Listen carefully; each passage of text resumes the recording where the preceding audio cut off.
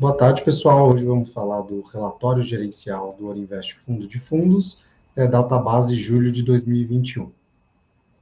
Esse mês, o fundo distribuiu para os seus cotistas 65 centavos por cota, o que representa um dividend yield de 9,7% ao ano, sobre a cota de mercado de R$ 80,77. O fundo teve um retorno positivo em relação ao IFIX, de 3,3% versus 2,5%. Nesse mês, nós optamos por reduzir a exposição a alguns fundos que tínhamos com ganho de capital e entrar numa estratégia de shopping center, dado que estamos monitorando o mercado e estamos vendo uma chance de recuperação desses dois setores. Nessa parte do relatório, a gente vai falar um pouco do mercado de fundos imobiliários, que é o universo que nós viajamos para poder comprar os ativos para o fundo. O mercado hoje tem aproximadamente um market cap de 130 bilhões de reais.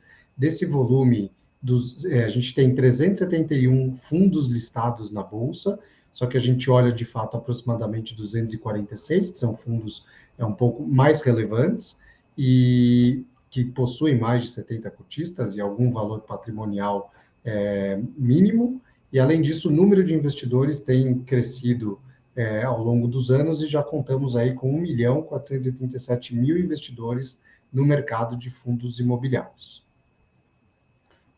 A composição do mercado em relação ao tipo de fundos veio, ao longo do tempo, sofrendo alterações. Então, hoje a gente tem os fundos de papel bastante relevantes na indústria, tá? A gente tem 58% de fundos de tijolo, sendo que o mercado logístico já é o maior mercado dos fundos de tijolo, e dos IPOs desse ano, a grande maioria foi de fundos de papel, que já faz com que esses fundos sejam algo como 37% da composição do mercado. Nesses dois próximos slides, a gente apresenta um pouco da performance do mercado de cada um dos segmentos. Não necessariamente tudo que tem aqui nós temos na carteira. Então, aqui a gente demonstra a variação do IFIX segmento a segmento. Então, a gente pode ver que alguns segmentos foram melhores que os outros, dando uma ideia de quais foram melhores e quais foram piores. Nesse slide, a gente costuma mostrar o dividend yield de cada segmento. Isso é bastante importante para quem analisa o mercado, para entender quais segmentos estão pagando melhor, dado que o fundo vai receber o dividendo desses fundos, e tentar analisar o motivo de cada um deles. Dá para perceber nesse gráfico de mercado que os fundos de shopping vêm melhorando mês a mês, e por isso que nós entramos agora nesses fundos. Agora, entrando no fundo especificamente, a gente começa pelo DRE. Então, a grande maioria das receitas do nosso fundo vem dos rendimentos de fundos imobiliários. Uma parcela é de ganho de capital, e nós temos pouco caixa no fundo. Esse caixa ainda gera alguma receita financeira. Nesse mês, a gente gerou 69 centavos de resultado e distribuímos 0,65. Nesse slide, a gente demonstra como, ao longo do tempo, vem sendo a composição do fundo, dado que as duas principais linhas de receita são dividendos dos fundos e ganho de capital. Então, a gente tem aí que, ao longo do tempo, praticamente 70% das nossas receitas veio de rendimentos. Isso implica em ter um fundo que é mais estável em momentos de mercado que não são tão propícios a se fazer ganho de capital, e a gente poder ter uma manutenção de dividendos mais recorrente, independentemente do quanto nós girarmos a carteira. Aqui a gente tem a composição do mês. Então, a gente fez 9 centavos nesse mês de ganho de capital, distribuímos os 65 centavos e fizemos uma reserva de 4 centavos.